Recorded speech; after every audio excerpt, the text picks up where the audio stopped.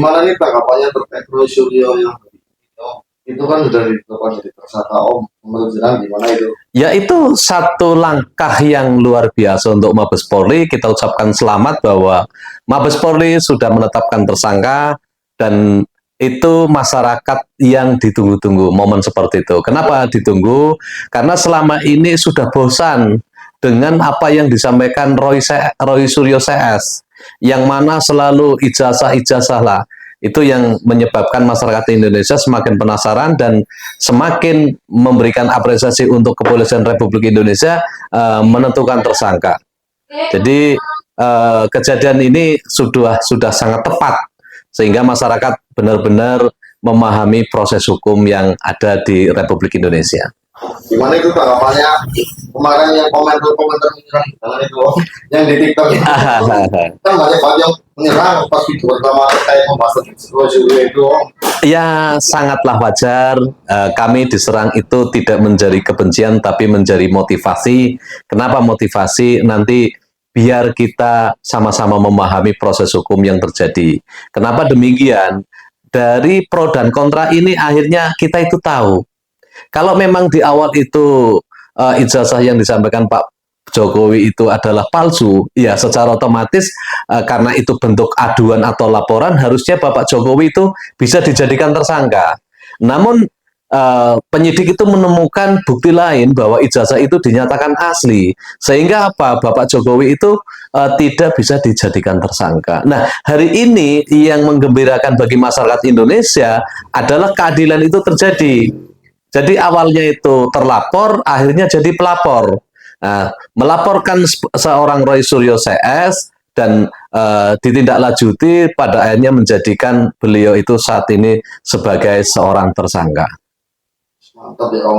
Berarti kalau menurut jenengan nih Om, kapan baju orang akan dikenakan oleh Roy Suryo CS? Ya, itu tidak lama lagi. Kalau dilihat dari proses hukumnya ini tidak lama, dan perlu dipahami juga wajah Roy Suryo itu tidak kayak yang lalu. Kalau yang lalu itu kan masih berani teriak-teriak, masih berani bereforia, masih berani menghujat yang luar biasa. Nah, tapi dia selalu berargumentasi, kita menghargai.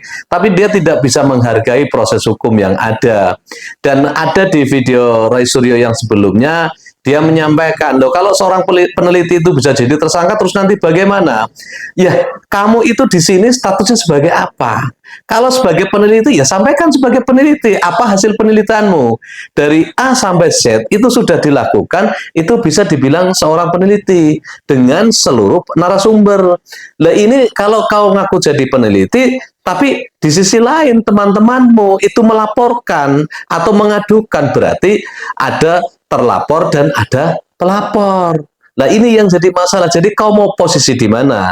Kalau posisimu sebagai peneliti, jadilah peneliti. Kalau kamu posisinya sebagai pelapor atau pengadu, ya sebagai pelapor atau pengadu saja. Tapi yang jelas posisimu hari ini adalah seorang tersangka. Mantap. Bener lagi pakai baju orang berarti Om. Ya, secara otomatis tidak bisa lepas dari tersangka terus nanti bajunya ganti abu-abu, tidak bisa. Setelah tersangka nanti harus pakai baju oranye, karena baju oranye itu baju kebesaran orang yang melakukan tindak pidana. Itu seperti, jadi tidak lama lagi, kita tunggu aja. Nah, berarti gimana nih Om pesan-pesannya Pak Roy Suryo nih Om? Ya, pesan-pesannya kalian itu masih hidup di bingkai negara kesatuan Republik Indonesia. Ayolah kita taati hukum, taati aturan, taati undang-undang, karena kita masih dalam lingkaran undang-undang dasar yang menetapkan bahwa kita bernegara itu harus saling menghormati.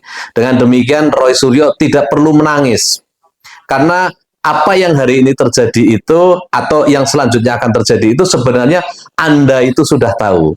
Jadi cukup dinikmati, rasa sesal tidak perlu disesali. Karena apa? Ya inilah yang kamu harapkan.